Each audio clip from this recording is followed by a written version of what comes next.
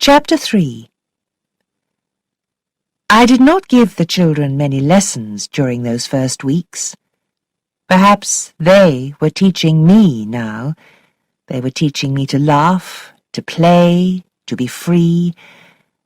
I was more innocent than the children. I know that now. In the evenings, when they were in bed, I liked to walk among the summer flowers in the gardens and under the old trees in the park. Sometimes I could see the face of my employer in front of my eyes. He's smiling at me, I thought. He's pleased with me. I'm looking after the children well for him. One evening in June, I walked about 3 miles through the park. When I came back to the house, I looked up and saw a face. Was it my employer's face, which I thought about so much? No, it was not. I realized that very quickly. A man stood on the roof of the tower. There were 2 towers, one at each end of the roof. Each tower had a room inside, and you could climb out onto the roof from them. Flora took me there on my first day. I did not know this man. I saw him very clearly, and he was watching me. He stood still and stared at me for a minute, then turned away.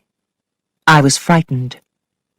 Was there a secret in this old house? I wanted to ask Mrs. Gross, but when I came back into the house, everything seemed quite ordinary again. I did not say anything to her, but for many days I thought about it.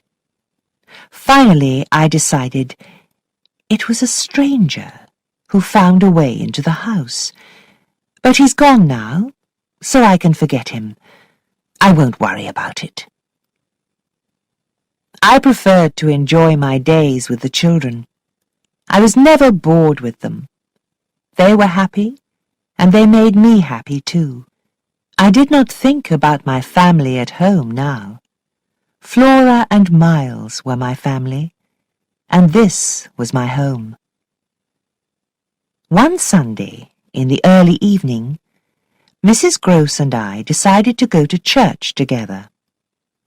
My bag was in the dining room, and I went in there to get it.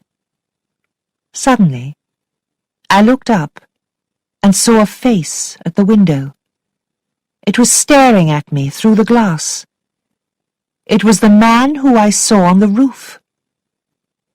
I stared at him. He stared at me. I did not know him, but I felt strangely that I knew him very well. Then he looked round the room. He's looking for someone, but not for me, I realized. Then I felt brave. I ran outside and looked for him. But he was not there. The garden was empty. I went back to the window, put my face against the glass, and stared in. Mrs. Gross walked into the dining room and saw me. She turned white and came outside to meet me. Why is she frightened? I asked myself. What's the matter? She asked me. Your face is white. You look terrible. My face, I said. I was frightened. You saw my face at the window, but when I was in the dining room, I saw a man's face in the same place.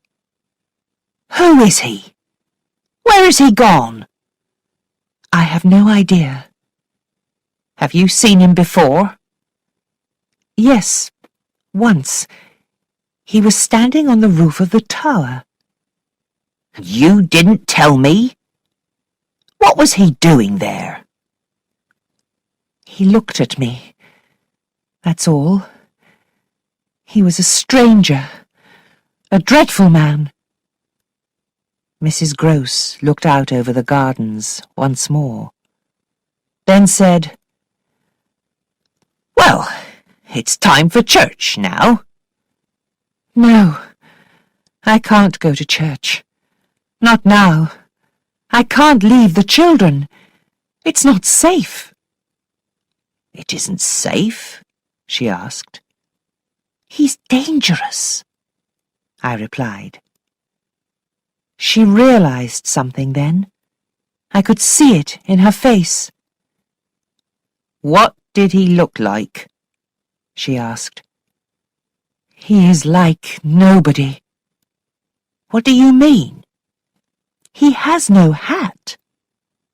She looked worried, so I continued quickly. "He has red hair and a long face with strange eyes."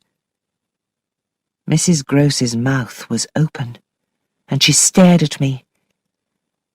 "Is he handsome? How is he dressed?" "Oh, yes, he's handsome. And he's wearing another person's clothes." "The master's," she said. "You know this man?" She did not reply for a second. Then she answered, "Quint. Peter Quint. He was the master's servant. He took some of his clothes, but never his hat. When the master left, Quint looked after everything in the house. He was only a servant, but he gave the orders." "Then where did he go?" "Go?" she said. "Oh, no. He died." "Died?" I almost screamed. "Yes," she said. "Peter Quint is dead."